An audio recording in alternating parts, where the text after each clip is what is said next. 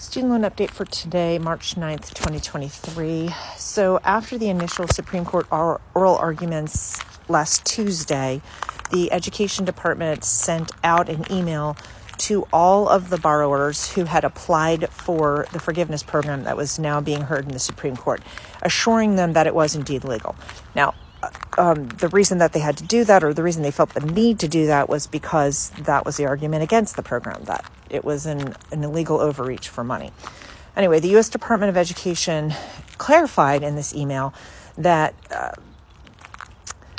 the argument against their case wanted to take away money from low and middle income borrowers because this was the group that this forgiveness program was aimed at.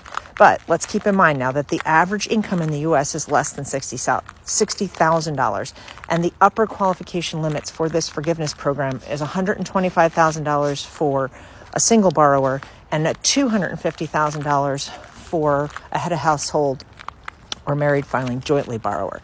And just by the nature of this, it's not low and middle income borrowers only. It also includes many much higher income borrowers as well, just by the upper limit qualifications. So possibly they would have been much better off having qualifications in the borrower application that would prove that a forgiveness candidate had been negatively affected income-wise by COVID, because that was the whole purpose of this. It was to say that borrowers had been negatively impacted by COVID, and this is why they were trying to have the whole cohort of borrowers, all 45 million, be able to apply for this.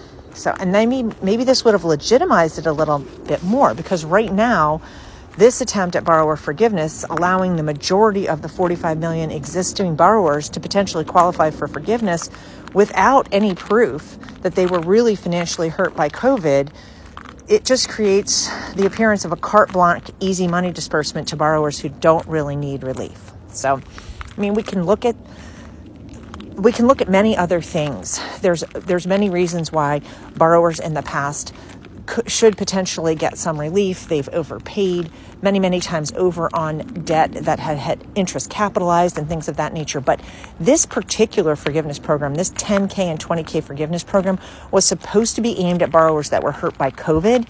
And because of the way they rolled it out, and because they basically wanted to include everyone, at this point, it's probably going to cover no one, because it's really appearing like an easy money grab.